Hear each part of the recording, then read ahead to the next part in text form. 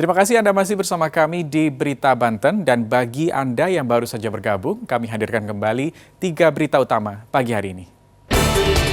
Bawa sabu-sabu Ketua Yayasan Yatim Piatu ditangkap BNN.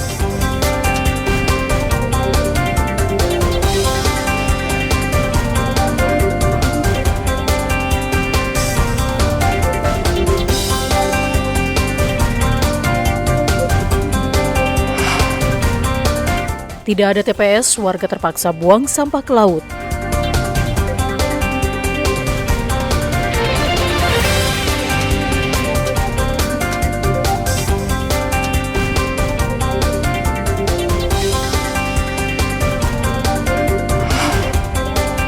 Ironis, lifter dunia berlatih di bengkel motor.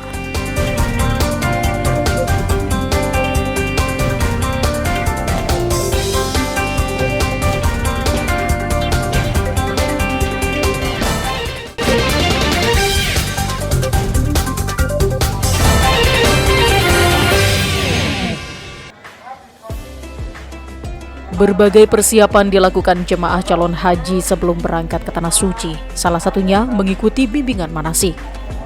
Sebanyak 1.254 calon jemaah haji mandiri asal Kabupaten Pandeglang mengikuti manasik yang diadakan di Caswater Pak Cikole, Kecamatan Majasari, Kabupaten Pandeglang.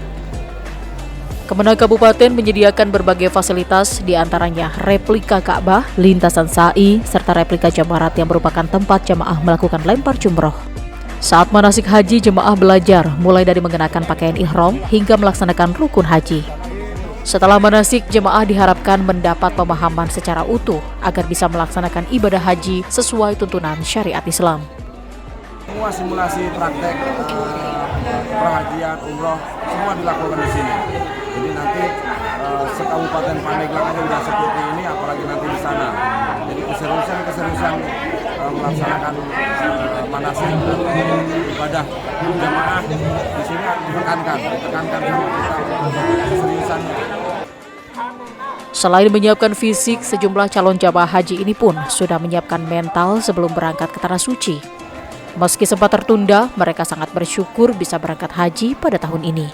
Ya, persiapan saya ya insya Allah siap lah.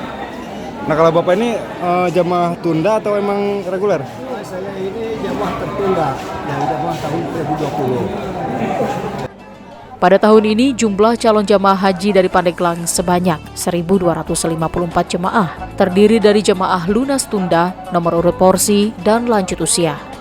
Ariel Maranus dan Andre Sopian melaporkan dari Kabupaten Pandeglang.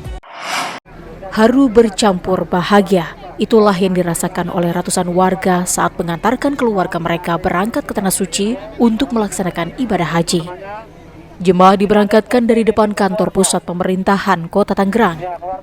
Sejumlah anak menangis histeris saat melepas orang tuanya karena harus berpisah lebih dari 1 bulan lamanya. Tak hanya itu, sejumlah jamaah haji kalangan lansia yang berangkat dengan menggunakan kursi roda juga turut mewarnai keberangkatan haji asal Kota Tangerang tersebut. Jemaah haji ini merupakan kloter pertama Provinsi Banten sekaligus kloter 3 nasional. Jumlah jemaah yang diberangkatkan yakni sebanyak 393 jemaah. Pejabat Gubernur Banten Al-Muktabar juga turut melepas keberangkatan jemaah haji dari Kota Tangerang. Calon jemaah haji asal Provinsi Banten yang akan berangkat pada tahun ini sebanyak 9.650.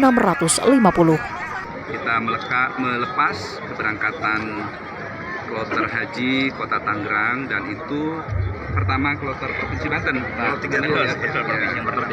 Provinsi yang pertama di kloter yang ketiga. Sebelum dilepas, calon jamaah ini diberikan pembekalan terlebih dahulu di Masjid Raya Al-Azom, Kota Tangerang.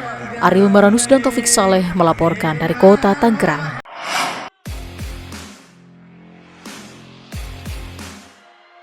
Atlet angkat besi asal Kota Serang, Rizky Juniansyah, mampu memecahkan rekor di SEA Games ke-32 Kamboja dan menyabet medali emas.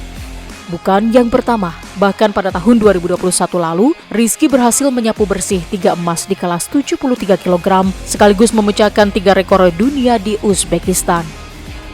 Perlu waktu panjang dan perjuangan yang tidak mudah bagi Rizky untuk menjadi yang terbaik. Setelah kembali ke kampung halamannya, Rizky Juniansyah langsung disambut warga dan beberapa pejabat daerah. Meski saat ini disambut bak pahlawan, ternyata sebelumnya Rizky kurang mendapatkan perhatian dari pemerintah daerah. Padahal rumahnya berada di pusat kota yang hanya berjarak beberapa kilometer dari pusat pemerintahan Provinsi Banten. Tempat latihan misalnya, ternyata Rizky Juniansyah dan puluhan atlet angkat besi lainnya harus berlatih di gudang motor yang disulap menjadi tempat latihan oleh sang ayah yang merupakan pelatih angkat besi juga.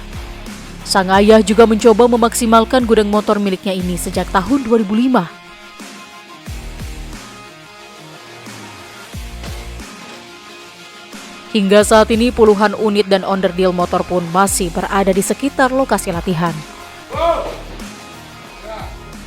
Benar. Ini bekas simpan alat-alat rongsok saya ya. Jadi kendaraan motor. Bahkan sekarang juga yang sebelah ini masih gudang motor. Makanya ini terlihat kan di sini ya banyak spare part motor-motor yang mobil ya, inilah kita. Habis kalau nggak begini juga kita di mana ya, bingung ya. Ya. Sedangkan bisa aja di lapang terbuka, tapi kan kalau hujan nggak bisa kita harus ini. Nah dalam hal ini ya saya menghimbau sebetulnya, kepada pemerintah daerah dalam hal ini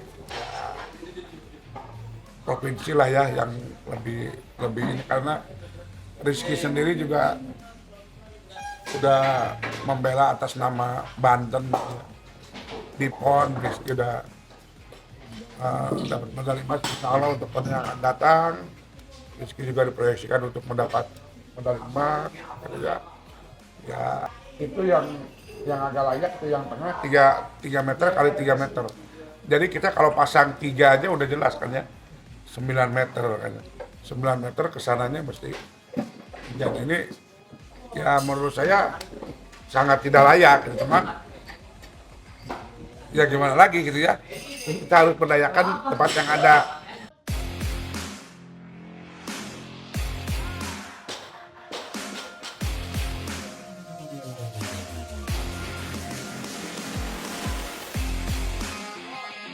Begitu banyak keterbatasan, tidak menyurutkan mereka untuk berlatih demi menjadi juara. Rizky mengaku sudah digembleng oleh sang ayah untuk menjadi atlet angkat besi sejak usia dini. Dibilang kurang layak lah ya ayah kalau di mata orang gitu ayah, karena memang di luar sana keadaan kondisi tempat latihannya itu sudah sangat layak, standar nasional lah gitu lah. Bisa kan dikatakan udah ada yang sampai standar internasional, karena memang dari platformnya udah bagus, besinya udah baru-baru semua ya, dan di sini ya seadanya aja gitu, karena kita pribadi gitu memakainya dari dulu. Dulu tempat latihannya tidak seperti ini ya. Dulu tempat latihannya hanya setengah itu aja tuh, sampai garasi. Itu tempat latihannya di situ, cuman ada dapat 2 platform. Itu pun dulu kita belum ada magnesium, cuma ada pasir aja dulu, pasir ya kan, besi udah masih pada jelek. Di situ saya melihat karena memang lingkungan di sini angkat besi semua kan. Terus yang bikin saya memotivasi itu dari kakak saya, dari bapak saya yang bisa memang dikatakan sukses gitu sampai saat ini gitu kan. Terus saya suka gitu sama latihan angkat besi ini. Suka dulu tuh memang hanya batang-batang pipa aja gitu, 3 kilo atau 2 kilo atau sampai berarti 5 kilo. Batang pipanya masih ada tuh sampai sekarang. Batang pipanya masih ada karena waktu itu sempat mau dibuang, cuman saya bilang ini jangan, ini apa ya, legenda lah gitu buat saya waktu masih masa kecil gitu kan. Usai menyabet emas di SEA Games Kamboja, Rizky Juniansyah ingin meningkatkan levelnya, yakni meraih emas di Olimpiade 2024 Paris, Perancis, dan event olahraga internasional di Kuba, Amerika Latin Juni nanti.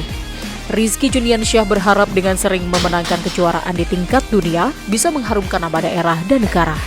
Namun Rizky tetap berharap pemerintah provinsi lebih memperhatikan lagi para atlet angkat besi. Ariel Maranus dan Ganis Bungsu melaporkan dari Kota Serang. Ya, informasi tadi mengakhiri berita Banten pagi hari ini. Saya Rusdi Maulana mewakili kerabat kerja yang bertugas mengucapkan terima kasih. Selamat pagi dan sampai jumpa.